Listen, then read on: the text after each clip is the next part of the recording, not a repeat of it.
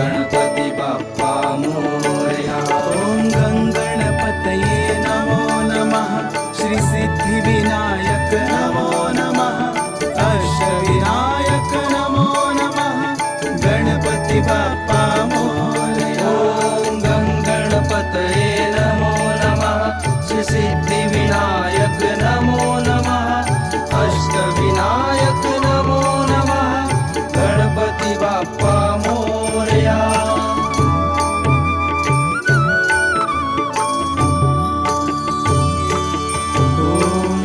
गणपतये नमो नमः। श्री सिद्धिविनायक नमो नमः। अष्टविनायक नमो नमः। गणपति बाप्पा मोरया। ॐ गणपतये नमो नमः। श्री सिद्धिविनायक नमो नमः। अष्टविनायक नमो नमः। गणपति बाप्पा मोरया। ॐ गणपतये नमो नमः। श्री सिद्धिविनायक नमो नमः। अष्टविनायक नमो नमः। गणपति बाप्पा मोरया।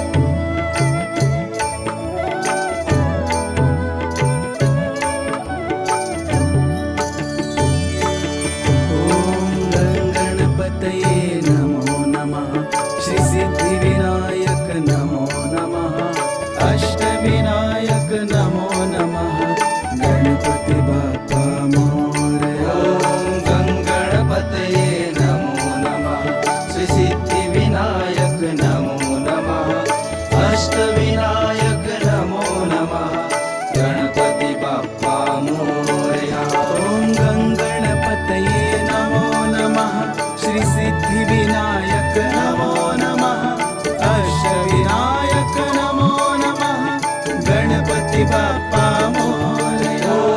ॐ गणपतये नमो नमः श्री सिद्धिविनायक नमो नमः अष्टविनायक नमो नमः गणपति बाप्पा मोरया।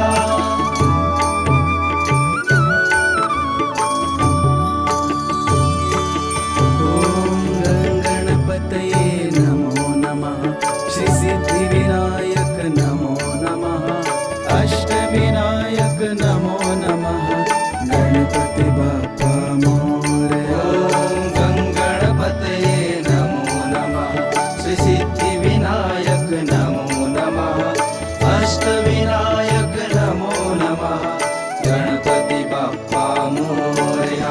ॐ गणपतये नमो नमः श्री सिद्धिविनायक नमो नमः अष्टविनायक नमो नमः गणपति बाप्पा मोरया। ॐ गणपतये नमो नमः श्री सिद्धिविनायक नमो नमः अष्टविनायक नमो नमः गणपति बाप्पा मोरया।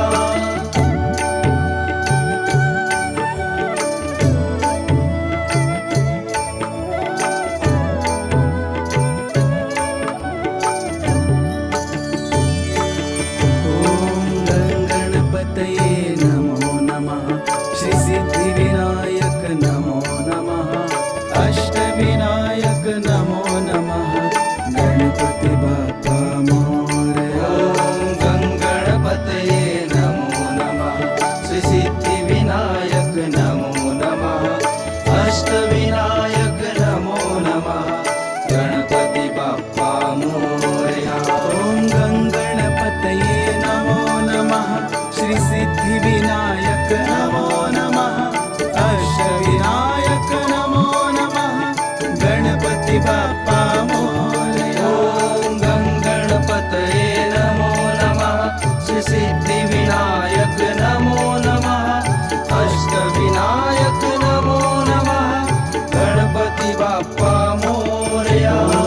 गणपतये नमो नमः श्री सिद्धिविनायक नमो नमः अष्टविनायक नमो नमः गणपति बाप्पा मोरया। ॐ गणपतये नमो नमः श्री सिद्धिविनायक नमो नमः अष्टविनायक नमो नमः गणपति बाप्पा मोरया। ॐ गणपतये नमो नमः श्री सिद्धिविनायक नमो नमः अष्टविनायक नमो नमः गणपति बाप्पा मोरया। ॐ गणपतये नमो नमः श्री सिद्धिविनायक नमो नमः अष्टविनायक नमो नमः गणपति बाप्पा मोरया।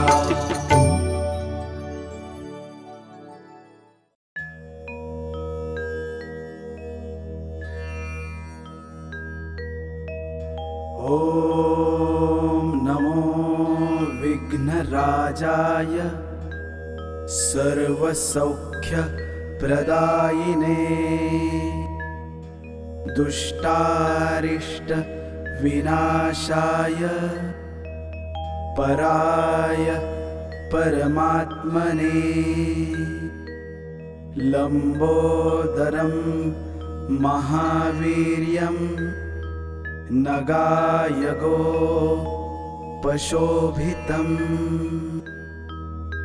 अर्धचन्द्रधरं देवं विघ्नव्यः विनाशनम् ॐ ह्रां ह्रीं ह्रूं ह्रें ह्रूं ह्रं हेरम्बाय नमो नमः सर्वसिद्धिप्रदोषि त्वं सिद्धिबुद्धिप्रदो भवम् चिन्तातार्थप्रदस्वत्व सततं हिं मोदकप्रियं सिन्धूरारुण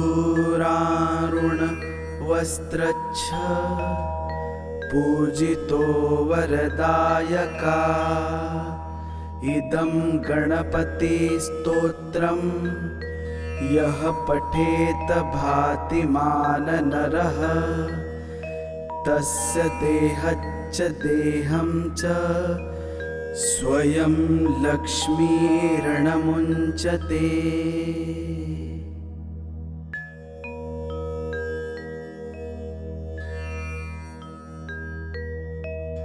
ॐ नमो विघ्नराजाय सर्वसौख्यप्रदायिने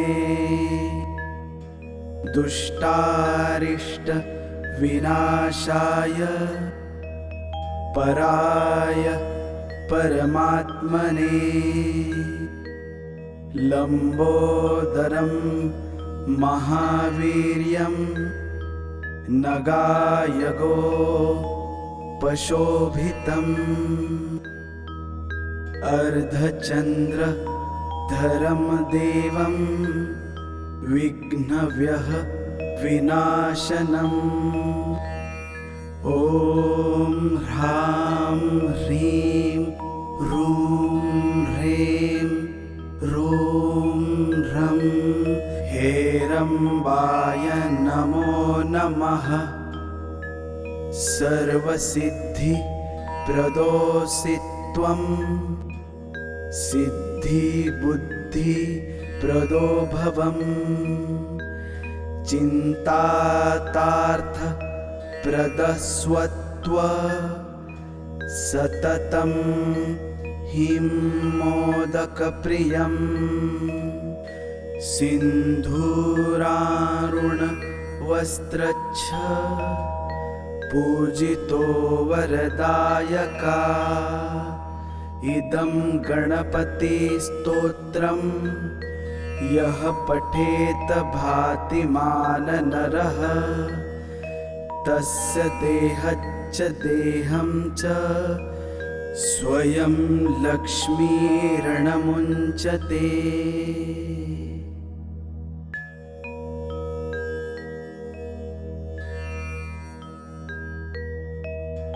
ॐ नमो विघ्नराजाय सर्वसौख्यप्रदायिने दुष्टारिष्ट विनाशाय पराय परमात्मने लंबोदरं महावीर्यं नगायगो पशोभितम् अर्धचन्द्रधरं देवं विघ्नव्यः विनाशनम् ॐ ह्रां ह्रीं ह्रूं ह्रें ह्रूं ह्रं हेरम्बाय नमो नमः। सर्वसिद्धिप्रदोऽसि त्वं सिद्धिबुद्धिप्रदो भवम् चिन्तातार्थप्रदस्वत्व सततं हिं मोदकप्रियम् सिन्धूरारुणवस्त्रच्छ पूजितो वरदायका इदं गणपतिस्तोत्रं यः पठेत भातिमान नरः तस्य देहच्च देहं च स्वयं लक्ष्मीर्णमुञ्चते।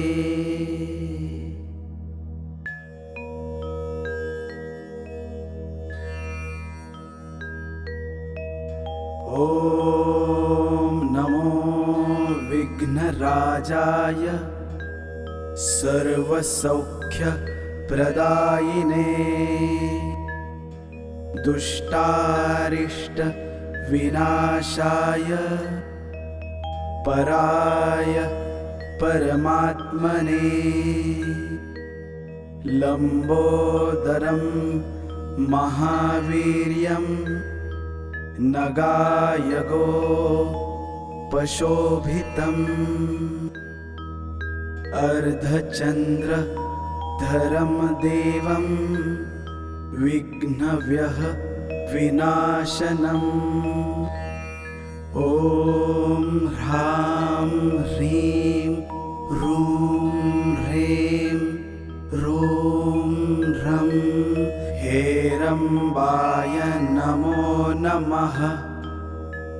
सर्वसिद्धिप्रदोऽसि त्वं सिद्धिबुद्धिप्रदो भवम् चिन्तातार्थप्रदस्वत्व सततं हिं मोदकप्रियं सिन्धूरारुणवस्त्रच्छ पूजितो वरदायका इदं गणपतिस्तोत्रं यः पठेत भातिमाननरः तस्य देहच्च देहं च स्वयं लक्ष्मीर्णमुञ्चते।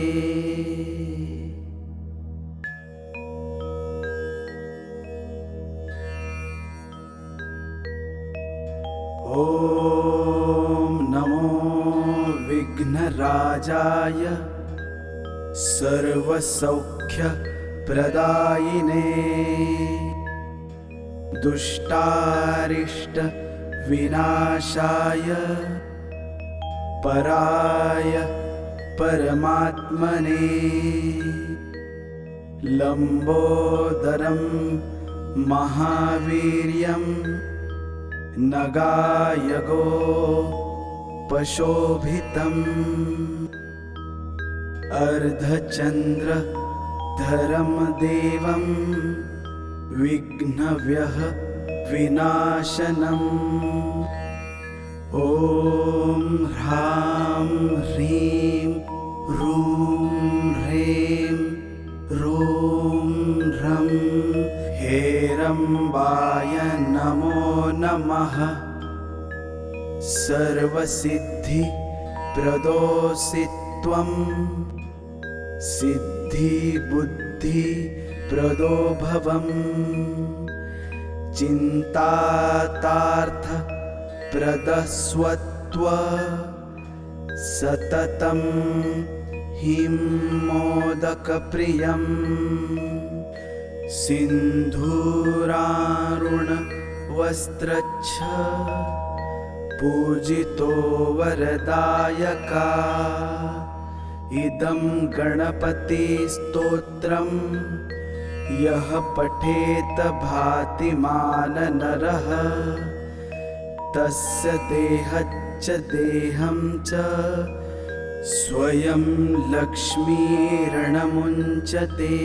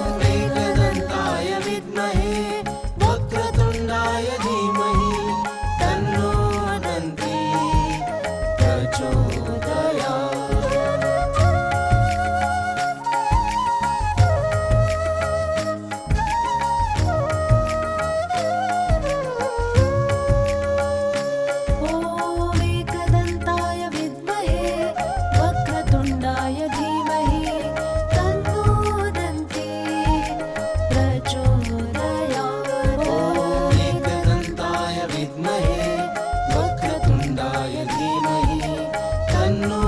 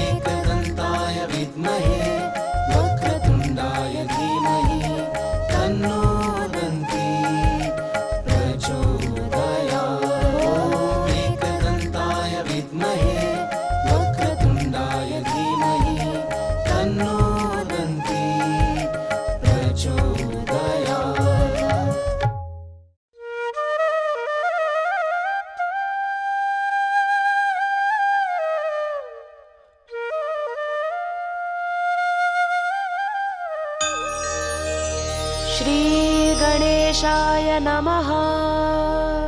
नानारत्नविचित्रकं रमणीकं सिंहासनं कल्पितं स्नानं जाह्नवीवारिणा गणपते पीताम्बरं गृह्यताम्। कण्ठे मौक्तिकमालिका श्रुतियुगे द्वे धारिते कुण्डले नानारत्नविराजितो रविविभा युक्तः किरीटशिरे। भाले चर्चितकेशरं मृगमदा मोदाङ्कितं चन्दनं नानावृक्षसमुद्भवं सुकुसुमं मान्दारदुर्वाशमीः।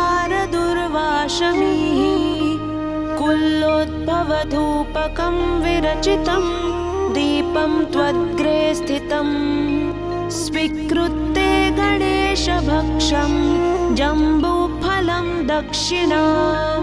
साष्टाङ्गं प्रणतोऽस्मि ते मम कृता पूजा गृहाण प्रभो। मे कामः सततं तवार्चनविधौ बुद्धिस्तवालिङ्गने। स्वेच्छा ते मुखदर्शने गणपते भक्तिस्तु पदाम्बुजे। प्रसीद मम पूजने गणपते मम वाञ्छा तव दर्शने। माता गणेशश्च पिता गणेशो भ्राता गणेशश्च सखा गणेशः। विद्या गणेशो द्रविणं गणेशः स्वामी गणेशः शरणं गणेशः। ईतो गणेशः परतो गणेशः यतो यतो यामि ततो गणेशः। गणेशदेवादपरं न किञ्चितो तस्मात् गणेशं शरणं प्रपद्ये। इति श्रीगणेश मानसपूजा सम्पूर्णम्।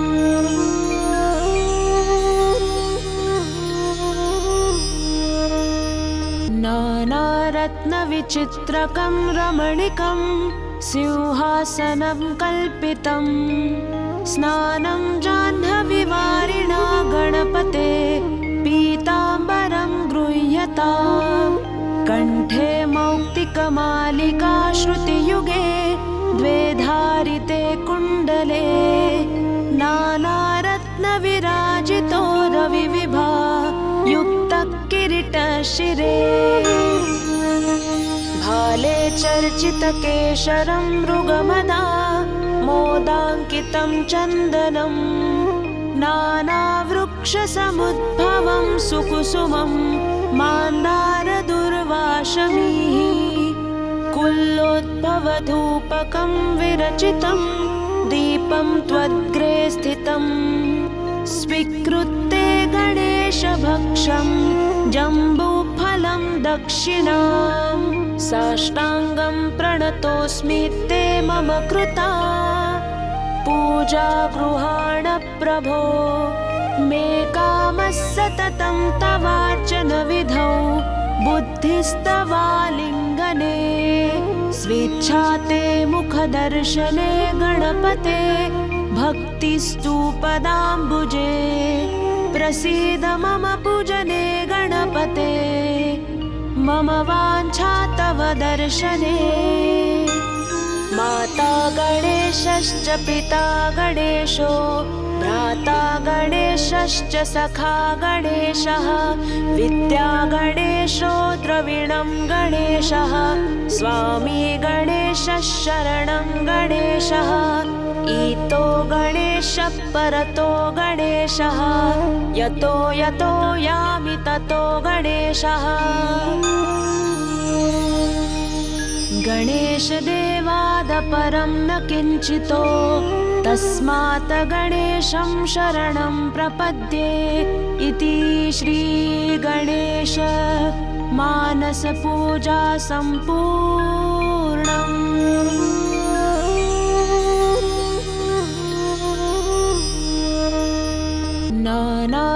नानारत्नविचित्रकं रमणीकं सिंहासनं कल्पितं स्नानं जाह्नवीवारिणा गणपते पीताम्बरं गृह्यताम् कण्ठे मौक्तिकमालिका श्रुतियुगे द्वे धारिते कुण्डले नानारत्नविराजितो रविविभा युक्तः किरीटशिरे भाले चर्चितकेशरं मृगमदा मोदाङ्कितं चन्दनं नानावृक्षसमुद्भवं सुकुसुमं मान्दारदुर्वाशमीः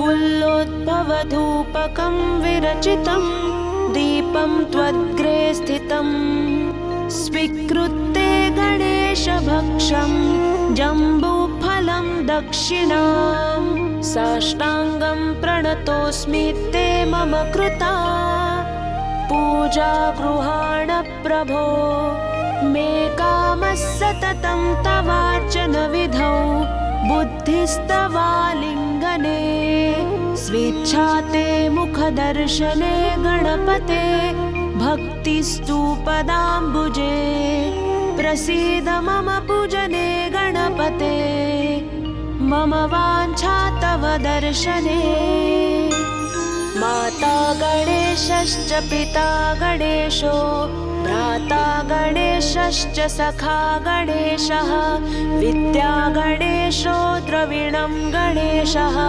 स्वामी गणेशः शरणं गणेशः ईतो गणेशः परतो गणेशः यतो यतो यामि ततो गणेशः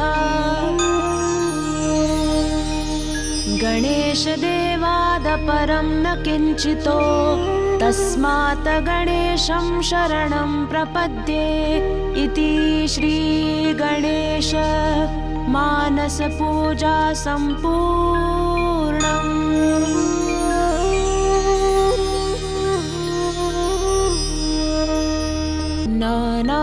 नानारत्नविचित्रकं रमणीकं सिंहासनं कल्पितं स्नानं जाह्नवीवारिणा गणपते पीताम्बरं गृह्यताम् कण्ठे मौक्तिकमालिका श्रुतियुगे द्वे धारिते कुण्डले नानारत्नविराजितो रविविभा युक्तः किरीटशिरे भाले चर्चितकेशरं मृगमदा मोदाङ्कितं चन्दनं नानावृक्षसमुद्भवं सुकुसुमं मान्दारदुर्वाशमीः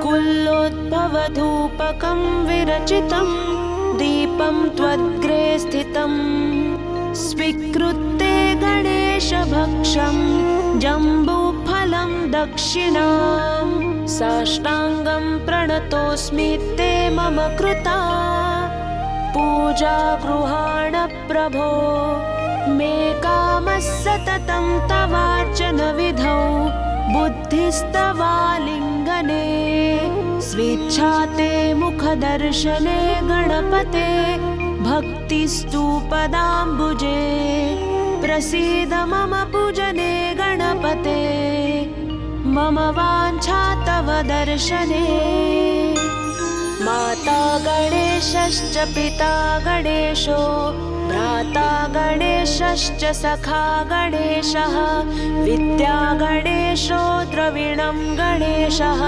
स्वामी गणेशः शरणं गणेशः ईतो गणेशः परतो गणेशः यतो यतो यामि ततो गणेशः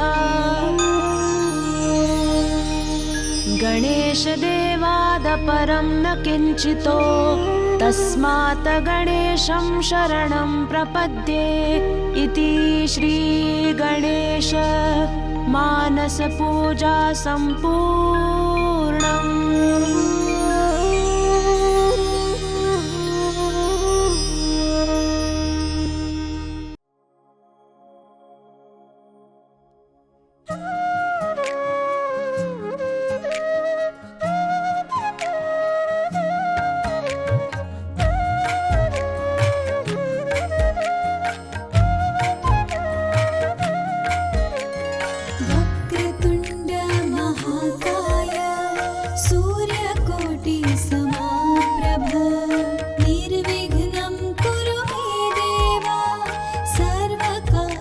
सर्वकार्येषु सर्वदा वक्रतुण्ड महाकाय सूर्यकोटि समप्रभ निर्विघ्नं कुरु मे देव सर्वकार्येषु सर्वदा वक्रतुण्ड महाकाय सूर्यकोटि समप्रभा निर्विघ्नं कुरु मे देव सर्वकार्येषु सर्वदा